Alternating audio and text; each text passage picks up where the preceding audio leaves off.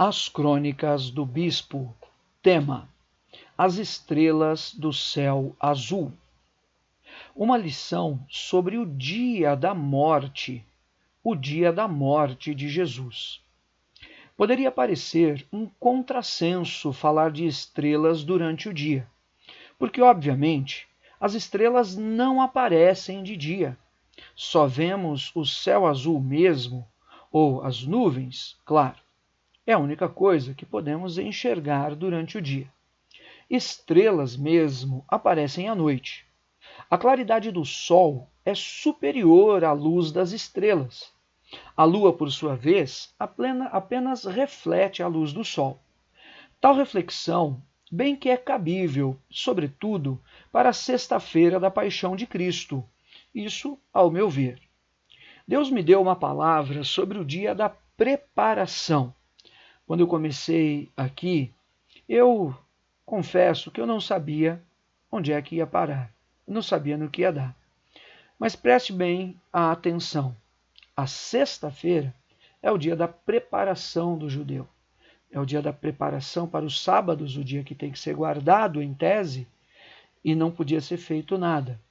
Chamado dia da preparação. Fiquei pensando como teria sido aquele dia, aquela sexta-feira. Porque, como eu, talvez você já esteve em Jerusalém e sabe bem como é o céu por lá. Parênteses, se você não esteve, quem sabe você, um dia desses, não poderá ir. Ou quem sabe você não vai comigo. Fiquei pensando, porque algo sobre as estrelas do céu estaria no meu coração, sendo que nós não temos estrelas no céu de dia. Esse tema realmente me deixou inconformado. Eu fui buscar as respostas que pudessem vir do Espírito do Senhor ao meu entendimento. O céu de Jerusalém é belíssimo, céu azul, com um sol reluzente que banha a cidade luz. Chamada Cidade Luz porque suas construções de calcário refletem o sol parecendo um espelho gigante. É uma das vistas mais incríveis que já presenciei. E eu desejo para você também. Era sexta-feira, chamado Dia da Preparação, agitação e correria incomum na semana. Veja, Evangelho de Marcos, capítulo 15, versículo 42. Ao cair da tarde, por ser o dia da preparação, isto é, a véspera do sábado. Um evento isolado passava desapercebido das multidões que afluíam normalmente para a cidade, além dos moradores e de toda a circunvizinhança. Mas aquele evento, muito longe de ser apenas simbólico, afetaria o mundo inteiro e atravessaria os séculos e ecoaria até a consumação dos séculos. Era a crucificação de Jesus, filho de José e de Maria. Eu me refiro aqui a um evento que passava desapercebido porque imagine milhares e milhares de pessoas, moradores de Jerusalém, as feiras livres, todo o serviço do templo e as multidões que vinham das extintas tribos para prestar o seu culto, fora os moradores dos arredores e da também não mais existente tribo de Judá, a Judéia, né, como um todo, eram centenas e centenas de milhares de pessoas. Mas o evento da crucificação, ele mobilizou apenas um contingente, uma fração apenas, e é a isso que me refiro. Até aí, seria bem normal ninguém ou quase ninguém dar atenção, considerando a proporcionalidade de habitantes de Jerusalém e da antiga tribo de Judá. Mas não era apenas Jesus de Nazaré naquele cenário de escárnios e violência. Era o Messias, o Filho de Deus, era o prometido das nações, que atravessara o martírio que o próprio Pai lhe havia predito. João 1,10 diz assim: o Verbo estava no mundo, o mundo foi feito por intermédio dele, mas o mundo não o conheceu. Veio para o que era seu, e os seus não o receberam. Os céus da Terra Santa eram testemunha. Aliás, ele, o Senhor, era estabelecido acima dos céus. Veja Hebreus 7, 26. Com efeito, nos convinha um sumo sacerdote como este, santo, inculpável, sem mácula, separado dos pecadores e feito mais alto que os céus, imagine, mais alto que os céus. O pragmatismo religioso era imperativo. Crucificação somente fora da cidade santa. No Gólgota, lugar da caveira. Diga-se de passagem, um parênteses curioso, os estudiosos atestam que a cabeça de Golias, o filisteu de Gate, morto por Davi, foi enterrado ali. Vai saber. Depois de todos os escárnios e julgamento fraudulento, o mestre foi crucificado. Veja Marcos 15, 22. E levaram Jesus para o Gólgota, que quer dizer lugar da caveira. Deram-lhe a beber vinho com mirra. Ele, porém, não tomou. Então o crucificaram e repartiram entre si as vestes dele, lançando-lhe sorte para ver o que levaria cada um. Jesus foi crucificado às 9 da manhã, mais ou menos, e só viria e entregar o seu espírito às 3 da tarde, mais ou menos. Evangelho de Marcos, capítulo 15, versículo 25. Era a hora terceira, 3 da manhã, 9 da manhã, quando o crucificaram. E por cima estava uma epígrafe à sua acusação: Rei dos Judeus. Sexta-feira sempre foi um dia emblemático para Israel. O maná, por exemplo, durava 2 dias, sexta e sábado. Sábado, o dia que não se podia fazer nada. Aquela sexta-feira em especial tinha sido marcada pela morte. Uma morte igual, mas bem diferente. Como uma morte igual pode ser diferente? Pois é. Sol escaldante no céu azul. Para os soldados romanos, tudo parecia normal. Crucificação era esporte. Aquela morte era igual. Homens morrem, sobretudo na cruz. O seu significado é que era diferente. Diferente mesmo era aquele que estava pregado na cruz, assistido pelas estrelas do céu azul. Meu Deus, assistido pelas estrelas do céu azul. Nossos olhos não conseguem enxergar as estrelas durante o dia. Mas escute, elas estão lá. Com certeza elas estão lá. E se você veio até aqui nesses minutos preciosos, vá até o final. Vamos estudar juntos. Veja a revelação que o Senhor me deu em meio a muito jejum, a muita oração. Escute. Alusão à parte, em linguagem figurada, dizem que as pessoas que partem se tornam estrelas que brilham no céu. Não é a nossa praia, claro, repito, não é a nossa praia. Mas se fosse verdade, eu diria que todos que partiram e esperavam a promessa pela fé e não obtiveram a graça em sua geração, seriam aquelas estrelas invisíveis aos olhos humanos, que contemplavam tamanha sexta-feira de preparação, emudecidos e pasmos, esperando o desfecho que de sempre lhes esteve preparado. Era dia, claro que era dia. Os céus se escureceram somente no final da tarde, quando Jesus finalmente entregou o seu Espírito. Ao banho do sol e à luz do céu azul, o Filho de Deus agonizou até 3 horas da tarde. Os cravos nas mãos induziam o peso do corpo para os pés e pernas. Mas pés e pernas estavam igualmente presos, transferindo a insólita e súbita busca natural do corpo pelo equilíbrio para desfadigar-se para outros músculos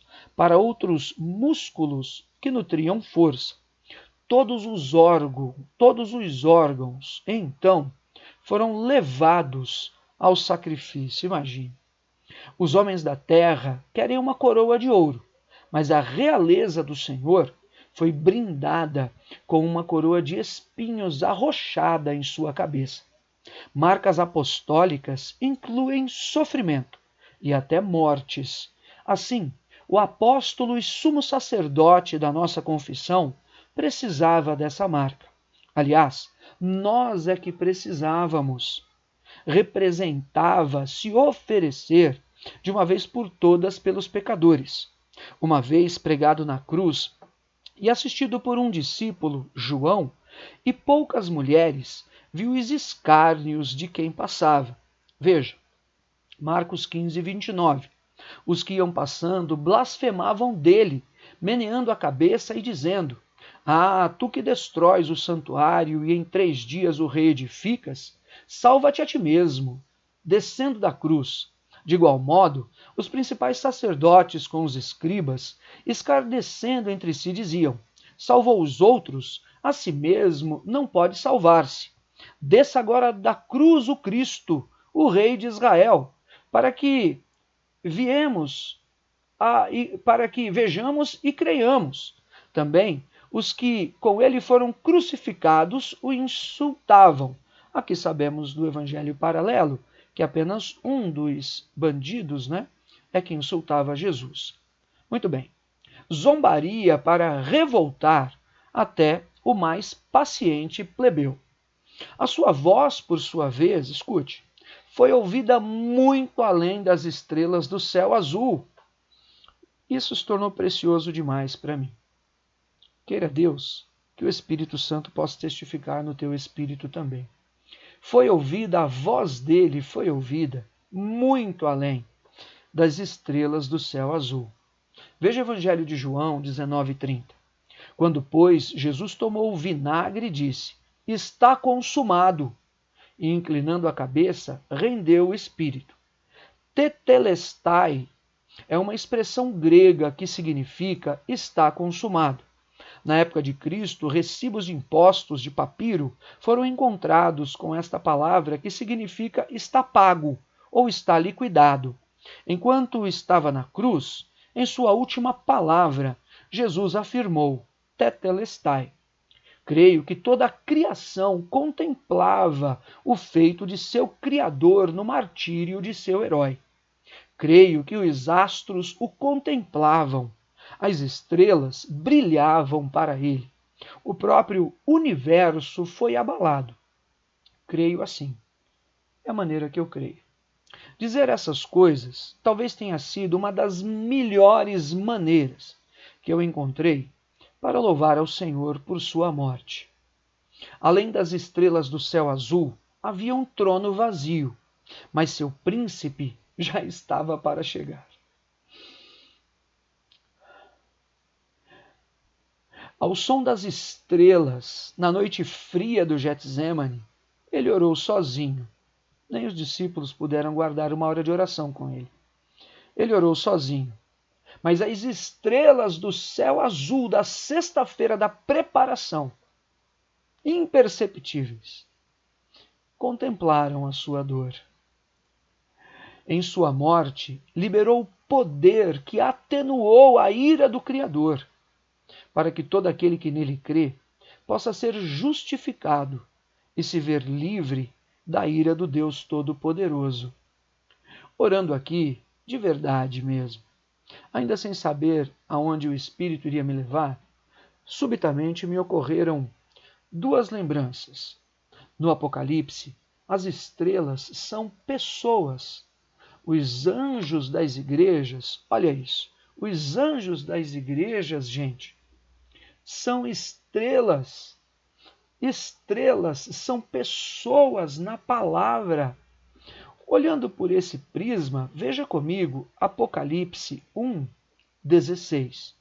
Tinha na mão direita 7 estrelas. Tinha na mão direita 7 estrelas. E da boca saía-lhe uma afiada espada de 2 gumes. O seu rosto brilhava com o sol na sua força. Quanto ao mistério, versículo 20, das 7 estrelas que viste na minha mão direita,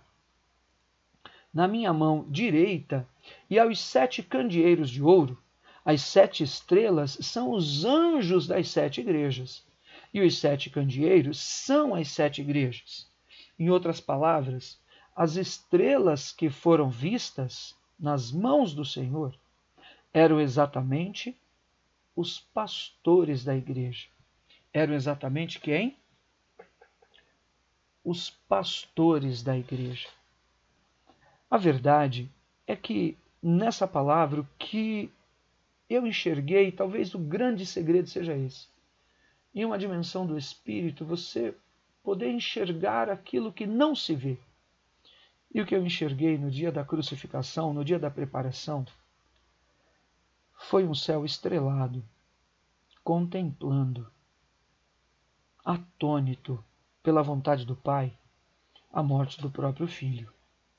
Essas estrelas não podiam ser vistas, eu sei, eu não estou louco.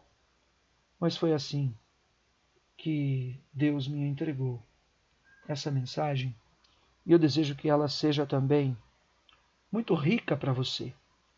As estrelas do céu foram mostradas para Abraão, para que renovasse a sua visão.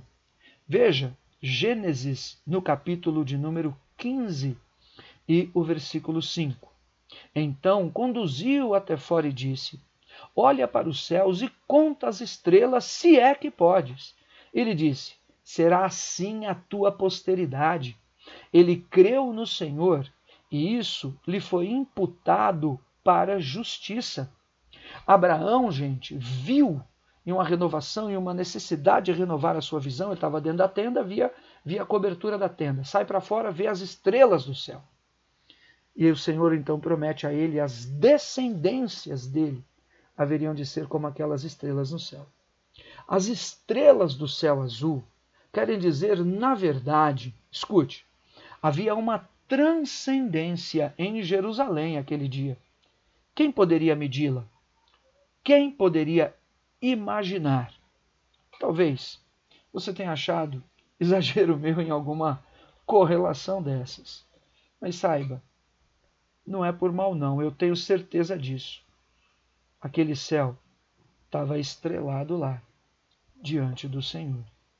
Fatos aparentemente desprezíveis que parecem isolados são acontecimentos, estão acontecendo da parte de Deus, mas terão impactos profundos em nossas vidas.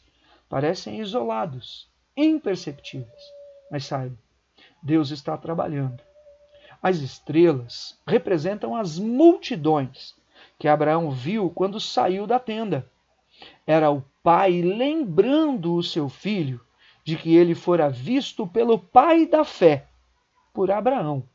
No Deus proverá. Meu Deus, é tremendo isso. Sempre dizemos que o pai abandonou o filho e que ele ficou desamparado.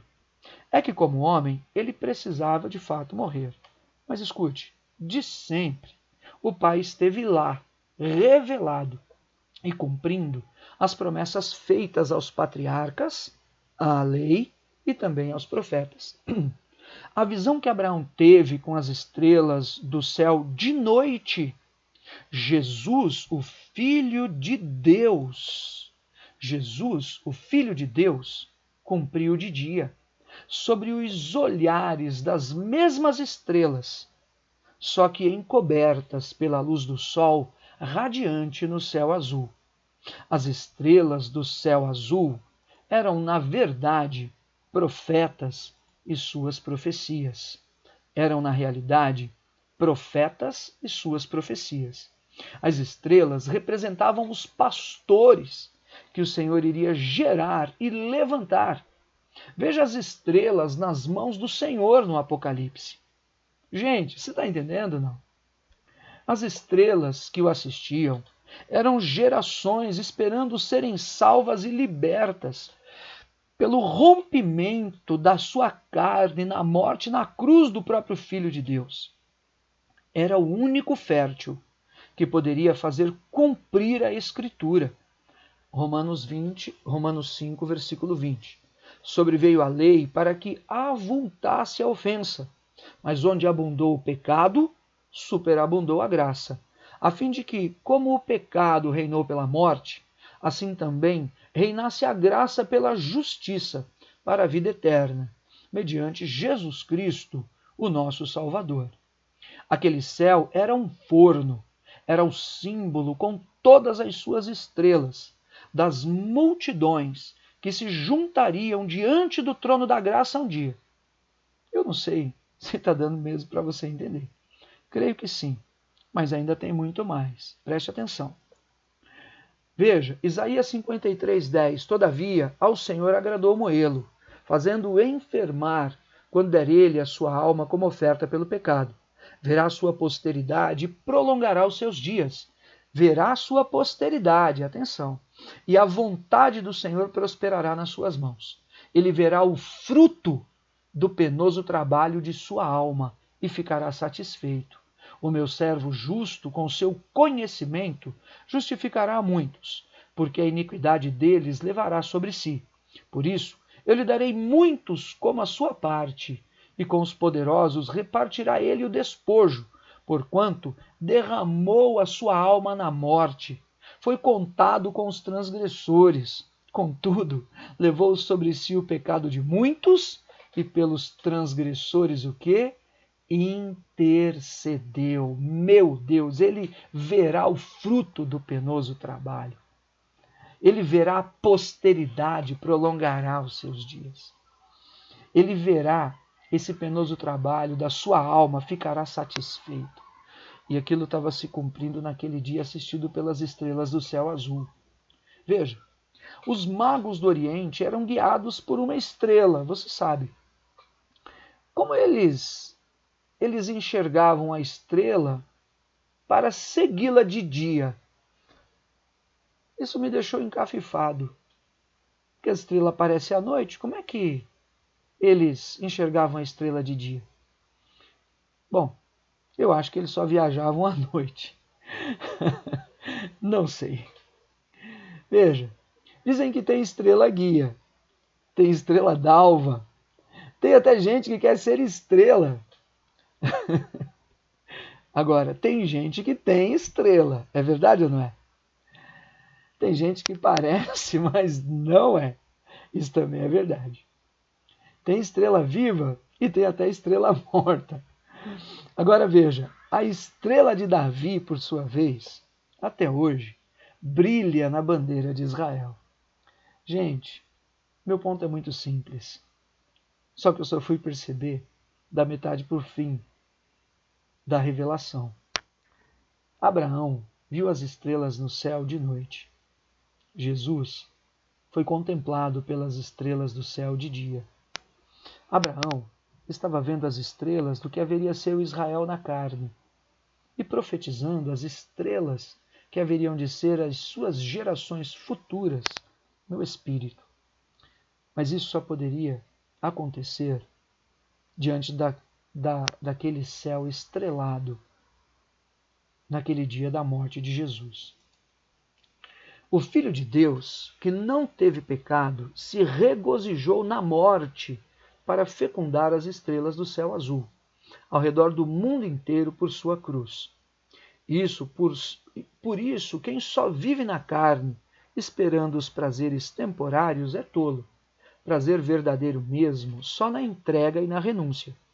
Isso sim gera o que é permanente e o que é definitivo. Quem ama, espera.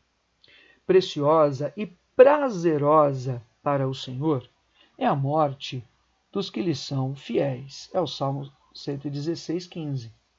O crente Abraão, veja, viu as estrelas do céu de noite. Jesus foi assistido pelas estrelas do céu de dia.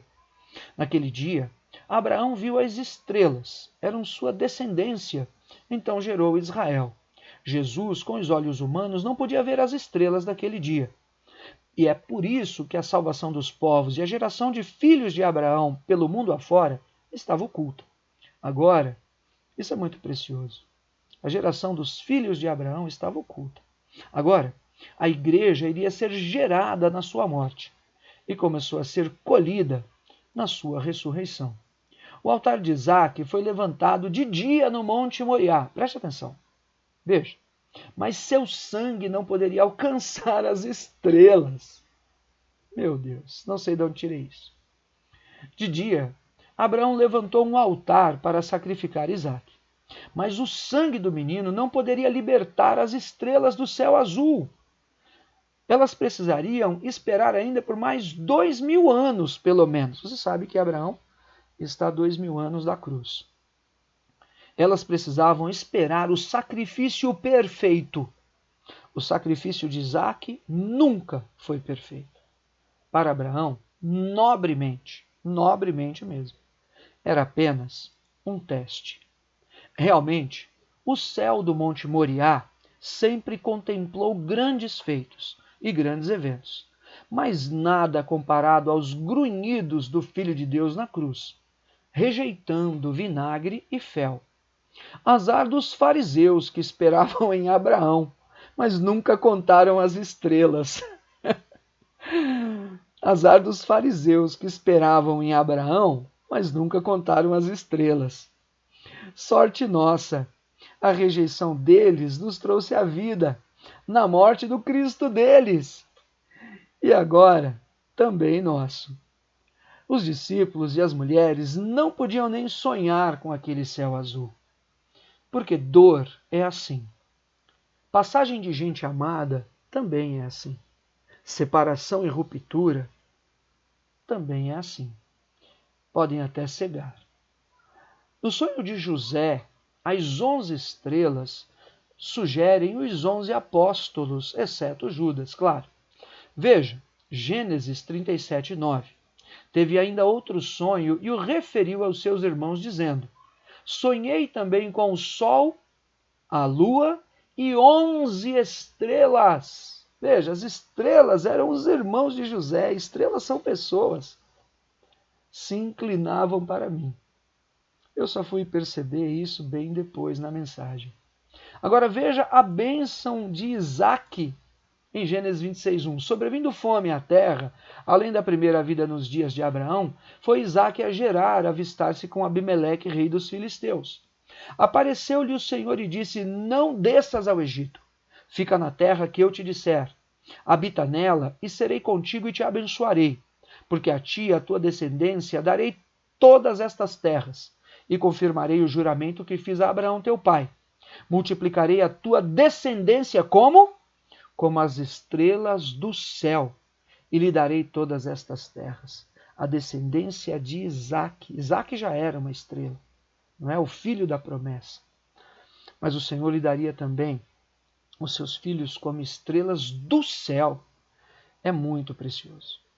Na tua descendência serão abençoadas todas as nações da terra. Veja, outro exemplo. No dia extraordinário de Josué, a noite não veio. A noite não veio mesmo. A lua parou de um lado, o sol do outro. Não se viu estrelas, mas elas estavam lá. Estavam ou não estavam? É claro que estavam. Não se viu porque ainda não havia chegado a hora delas. Dia mais extraordinário ainda haveria de vir na terra prometida. Um dia muito mais sofrido, mas não menos vitorioso. Não menos vitorioso. Até aqui, eu vim bem na unção, falar a verdade. Mas ainda incomodado e buscando algumas respostas, olha só o que eu encontrei. Neemias, por sua vez, trabalhava de dia, mas quando apareciam as estrelas, ele descansava. Neemias 4, 21. Assim trabalhávamos na obra, e metade empunhava as lanças desde o raiar do dia até o sair das estrelas. Veja, as estrelas apenas refletiam a luz que inspirava o serviço da reconstrução. Um dia após outro dia, é o que elas estavam dizendo. Bora! Tem 52 dias aí para viver toda a plenitude da bênção. É o que eles estavam de fato vivendo. Deus falou para Jó, outro exemplo, que as estrelas cantavam em coral com os seus filhos, imagine, perguntando para Jó onde é que ele estava diante disso. Ô Jó, onde que você estava? Veja, Jó 38:6. Sobre que estão fundadas as bases, ou quem lhe assentou a pedra angular? quando as estrelas da alva, juntas alegremente cantavam e rejubilavam todos os filhos de Deus, as estrelas cantavam. E o Senhor pergunta para Jó se ele tinha conhecimento dessas coisas. Jó depois vai dizer, não, Senhor, é claro que não. Gente, todas as estrelas têm nome. Adivinha? Jesus sabia o nome de cada uma das estrelas. Imagina se elas não estariam lá de testemunha na sua entrega maior por elas mesmas. Estrelas são geradas para louvor da glória do Senhor.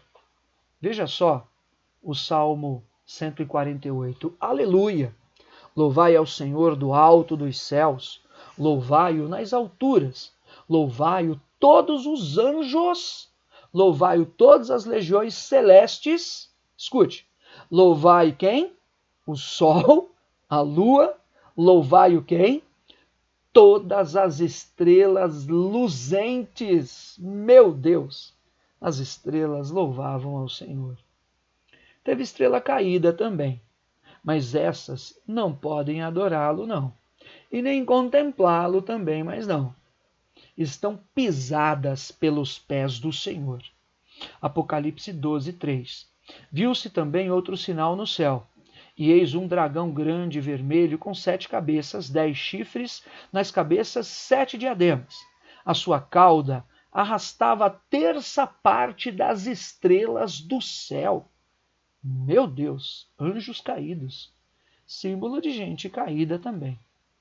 As estrelas lançou por terra, e o dragão se deteve em frente à mulher que estava para dar à luz, a fim de lhe devorar o filho quando nascesse. Agora veja Daniel 8, versículo 10. Cresceu até atingir o exército dos céus, e alguns do exército e das estrelas. Lançou por terra e os pisou.